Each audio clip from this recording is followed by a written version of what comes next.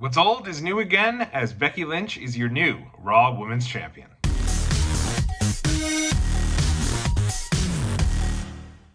What's going on out there, world? It's your boy Tommy on the spot for Watch Along Wrestling, and in this video, we're going to talk about all things WWE Monday Night Raw from last night, the final Raw before the draft. And as long-term viewers of Watch Along Wrestling know, I am not a fan of the draft. I feel like the draft is just kind of let's get through it so we can kind of officially kick the new year of WWE off post-WrestleMania.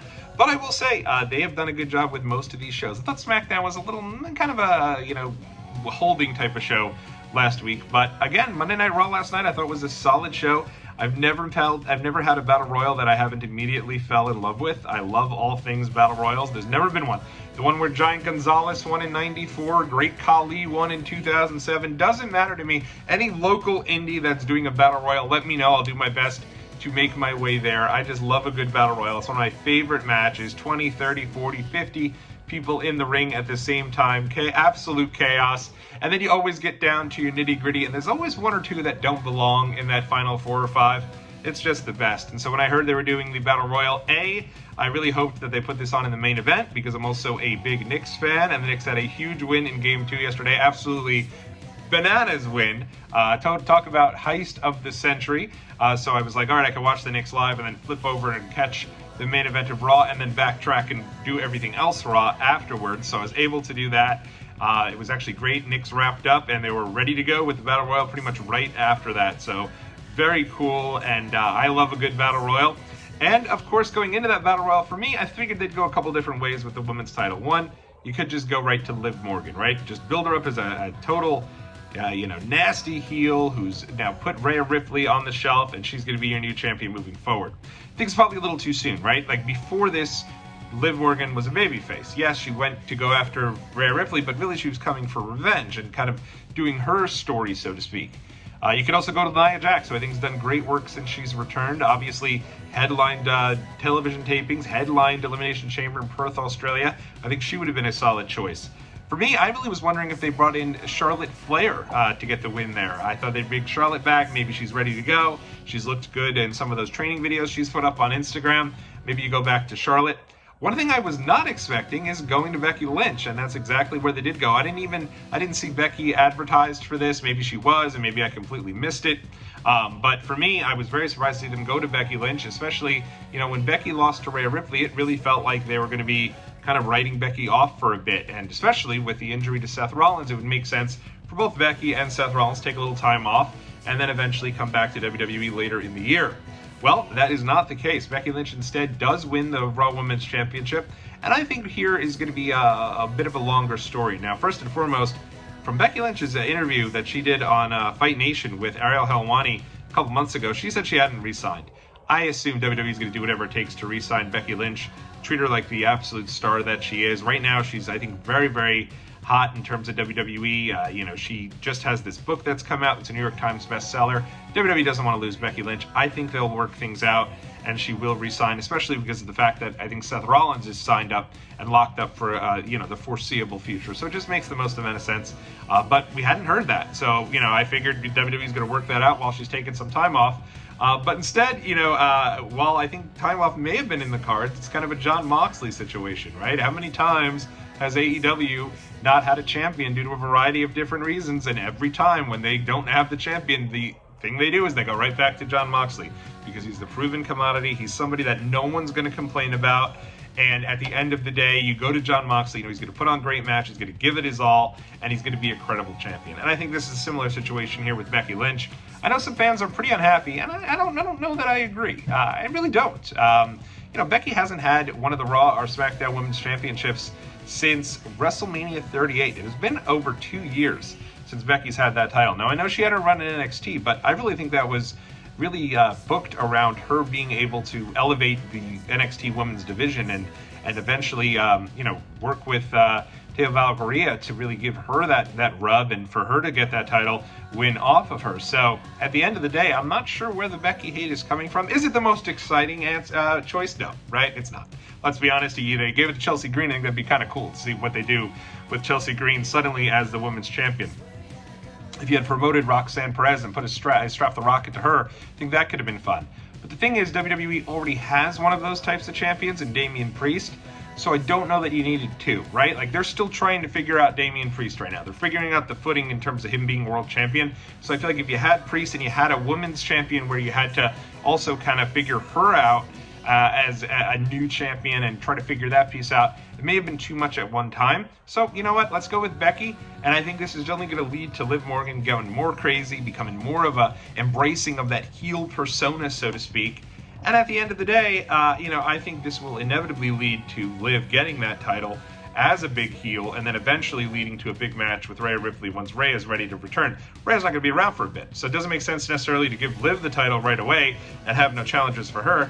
Instead, you have Liv chase Becky Lynch for a while, build up to a big match with them, maybe down the road at SummerSlam, and then boom, once Rhea is ready to return, you can set that up and heat that up even towards WrestleMania and have a nice long story develop there. So I have no problem with Becky being the champion. I like Becky Lynch, and I'm excited to see kind of where this goes from here. And I guess whatever time off Becky was planning is gonna have to wait, but gonna be great to have the man sticking around a little longer.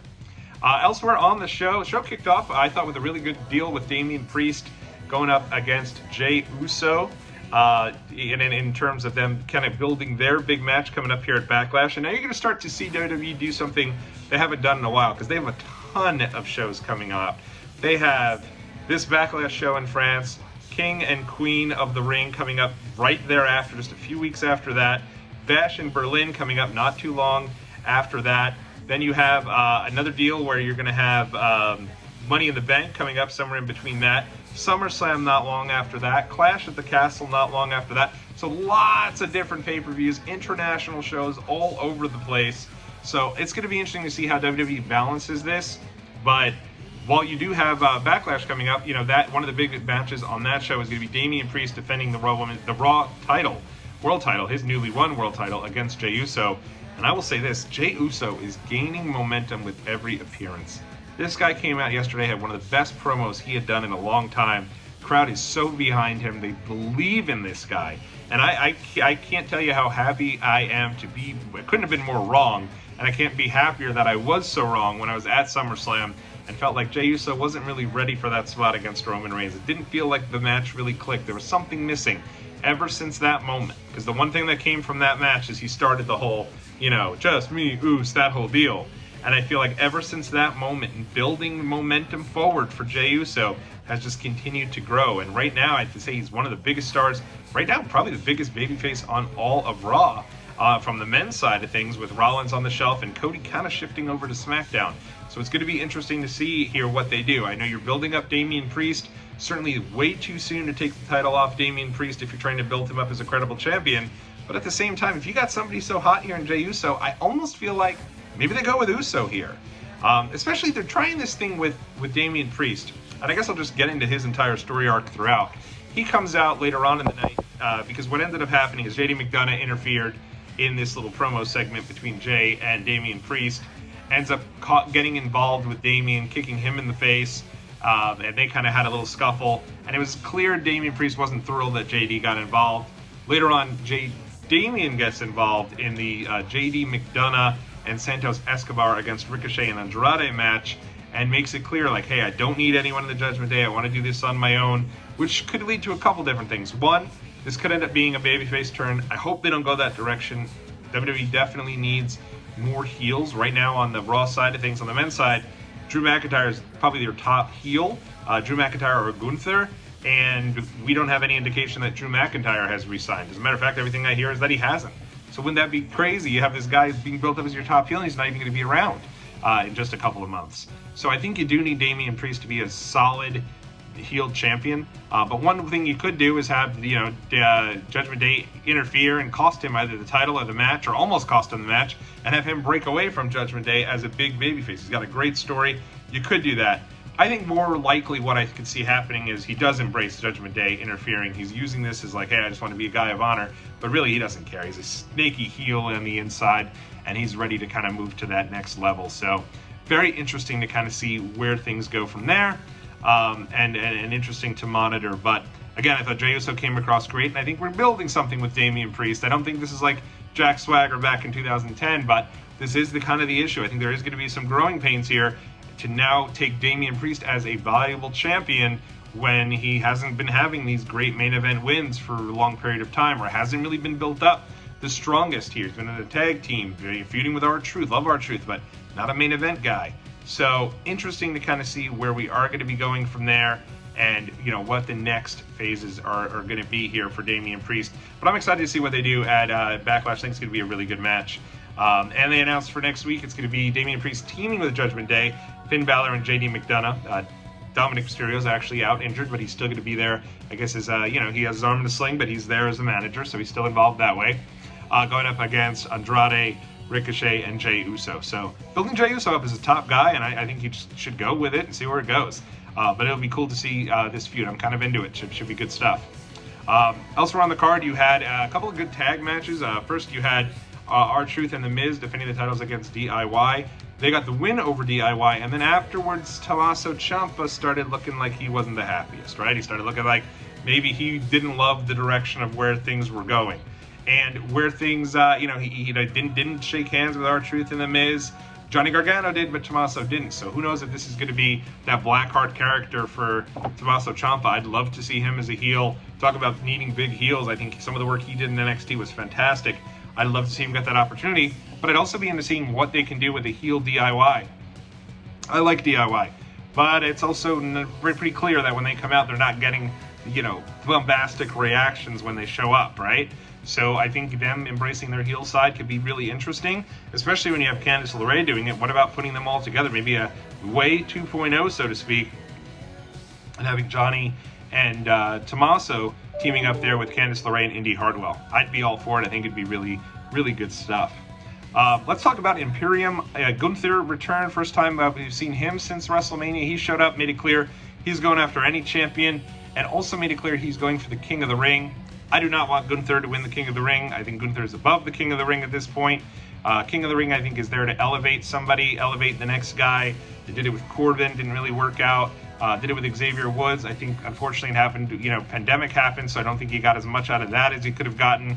But it'll be interesting to kind of see where that goes. And speaking of the aforementioned Woods, he also showed up and said he's kind of defending his King of the Ring, so he's put himself in there. Looks like King of the Ring, the King and Queen of the Ring actual PLE, is just going to be the finals of those two tournaments. So you're not going to have like your 3 matches in one night like you used to have back in the day, which personally I love. I think that you should be a one-night tournament as opposed to just the finals. But nobody has been announced for the Queen of the Ring. King of the Ring side, it's been Woods, Gunther, and then later on in the night, Drew McIntyre as well. So Drew will at least be around at least till the end of May, because that's when that event will be taking place, or, maybe he just gets eliminated in a qualifying match.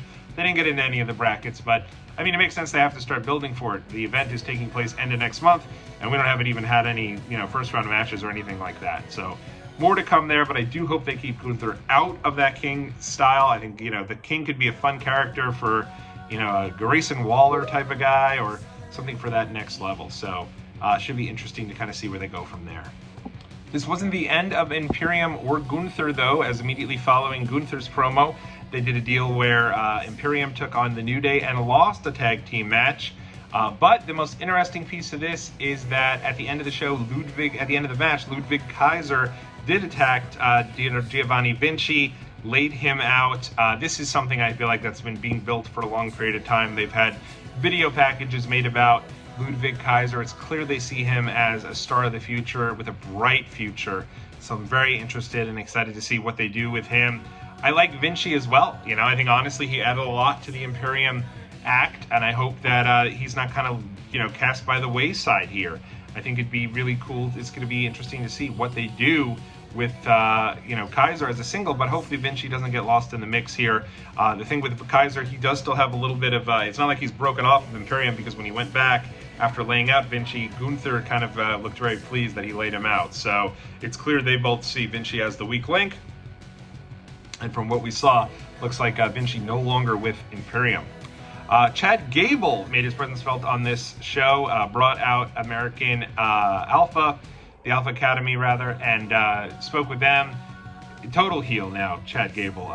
Came across very much Kurt Angle-ish, but still putting his own spin on things. And you look at the things that Gable's done. There's so much they can do with this. You know, I completely forgot that he was the, you know, Mighty Mouse type of character before that, before he did the Alpha Academy, and now seems much more serious, not messing around, kind of put these guys down as the Alpha Academy, but also said, hey, at the end of the day, I need all of you to be there for me. And you had Otis kind of quivering and saying, I'll do whatever it takes, I'll be there for you by any means necessary. So they're still aligned here with Gable, but obviously doing so reluctantly as the three beloved characters going against their leader now, going with their leader, even though he's kind of embraced his dark side. So I'm sure much more to come from Gable. But in terms of the night one of him being a heel, I thought it was really good stuff, and he does still have his sights set on becoming that Intercontinental Champion, which I think is probably a sooner rather than later type of deal for him. Speaking of Intercontinental Champion, looks like next up for Sami Zayn is Bronson Reed. That should be a great match there. I really like a lot of what I've seen of Bronson Reed. I think he's so solid in the ring, and interesting to see kind of where they go from there with Sami and Bronson Reed. They had a little bit of an altercation in the back, so very, very cool. And that was pretty much everything in regards to Raw. I don't know if there's anything I missed, but if there is, let me know. I thought it was a very strong Raw, though, you know, especially as we get ready for this draft. You know, as I think back to the draft, you know, you've had a couple moments, right? You have John Cena showing up on Monday Night Raw back in 2005, which was like a huge deal because he had never been on Raw. He'd been a SmackDown guy through and through, and now here he was coming out to Raw, getting the big reaction, showing up on the highlight reel to, you know, confront Christian and Chris Jericho with the burn, and then that whole deal. And then, you know, you've also had a couple of deals, like 2016, I think is probably when they had the best draft, where they really did keep SmackDown and Raw separate. You had Raw Tag Champs, SmackDown Tag Champs, and they didn't really touch for a good amount of time there between the brands. So I do hope they get back to that with this draft. It does kick off on Friday, so I'll be back to talk to you about the draft coverage, so to speak. But again, the draft for me is kind of a waste of time, and they don't usually stick with it. Hopefully I'm proven wrong, and this is one of the better ones. Hopefully we see some NXT call-ups, maybe some folks going back to NXT who could contribute down there. But a lot more to come with the draft on Friday and on Monday. Anyway, that is it for me for Raw. Let me know if anything I missed. Let me know what you enjoyed most about this show. Do you like Becky Lynch as the women's champion for Raw, or do you prefer someone else to get that opportunity? Until next time, everybody, this has been Tommy on the Spot. Have a great day.